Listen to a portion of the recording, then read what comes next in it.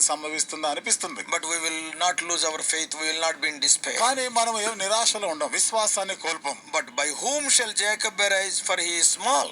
అయితే ఎవరిని బట్టి యాకోబు How can he arise? ఏ విధంగా ఆయన లేస్తా ఉంటాడు? Because he is so small. అంటే చిన్నవాడు కదా ఆయన. So we are here told, కాబట్టి ఇక్కడ మనకు చెప్పబడిన I will help thee, saith the Lord. నేను నీకు సహాయం చేయవాడు నీ దేవుడనే యెహోవాను. And it is the honor of God to help the weak people. బలహీనులైన వారిని సహాయం చేయడం, ఆదుకొనడం అది దేవునికి ఘనత. He will help them. వారికి సహాయం For చేస్తాడు. he is their redeemer.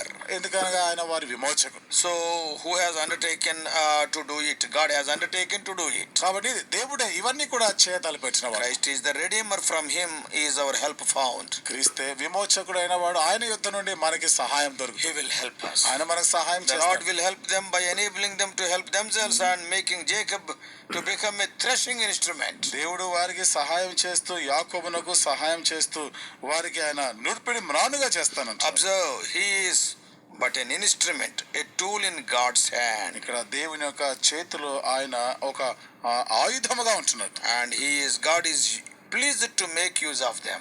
దేవుడు వారిని వాడుకోవడానికి ఇష్టపడుతున్నాడు. He gives them the divine direction and strength. దైవికమైన నడిపింపునిస్తున్నాడు, బలమునిస్తున్నాడు. He bet his enemies small. తన శత్రువులని పొడి చేస్తున్నాడు, చిన్నవారుగా It చేస్తున్నాడు. seems in general it is designed to bring the final doom to all the implacable enemies of the church of God. ఇక్కడ దేవుని సంఘం యొక్క శత్రువులైన వారందరినీ కూడా ఆయన నాశనం చేయబోతున్నాడు. And to have its accomplishment likewise in the triumphs of the cross of Christ, the gospel of Christ, and all the faithful followers of Christ over the powers of A darkness. విధంగా క్రీస్తు శిలువ మీద విజయం సాధించినాడో, ఆయన యందు విశ్వాసం ఉంచిన క్రైస్తవులందరూ కూడా ఈ అంధకార శక్తుల పైన వాళ్ళు విజయం In సాధిస్తారు. Christ all believers shall be more than conquerors. క్రీస్తునందు విశ్వాసులైన క్రైస్తవులందరూ కూడా అత్యధిక విజయశాలురుగా ఉంటారు. His people will have abundance of comfort in God. తన ప్రజలు దేవుని యందు సమృద్ధి అయినటువంటి ఆదరణ కలిగి ఉంటారు. And God shall have abundance of honor from them.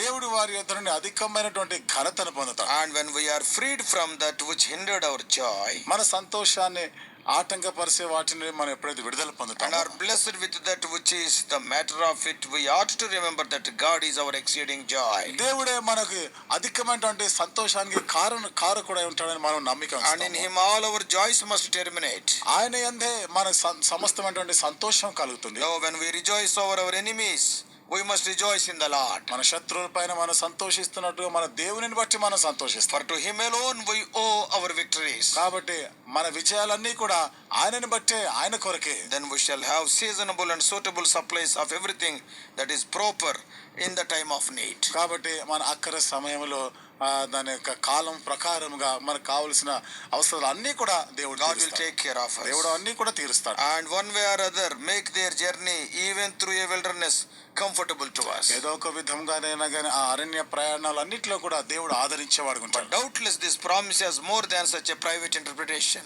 అయితే నిస్సందేహంగా ఈ వాగ్దానము ఏదో ఏకవచనంతో చెప్పేదానికన్నా ఇంకెక్కువైనటువంటిదిగా ఉంది. Their return out of Babylon was typical of our redemption by Christ. వారు బబులోను నుండి తిరిగి వచ్చడం అనేది మన క్రీస్తు మనకిచ్చినటువంటి విమోచనకి సమానంగా And ఉంది. so the contents of these promises can be enjoyed when we obey the gospel of Christ. ఈ వాగ్దానంలో ఉన్నటువంటి ఈ విషయాలని మనం ఎప్పుడైతే క్రీస్తు యొక్క సువార్తకి విధేయులం అవుతామో వాటన్నిటిని మనం అనుభవిస్తాం. They are applied by the grace and the spirit of Christ to all believers. విశ్వాసులందరూ కూడా కృపను బట్టి, దేవుని యొక్క ఆత్మను బట్టి వాటిని Oh, that అన్వయింపజేసుకోగలిగిన gives us great consolation and in the end great happiness. ఇది మనకు గొప్ప ఓదార్పునిస్తుంది, చివరిలో మనకు ఎంతో గొప్ప సంతోషాన్ని Yeah, ఇస్తుంది. our way to heaven lies through the wilderness of this world. పరలోకానికి వెళ్లే మార్గము ఈ లోక అరణ్య మార్గము గుండా వెళ్ళాలి. Therefore, dear brothers and sisters, కాబట్టి ప్రియమైన సహోదరు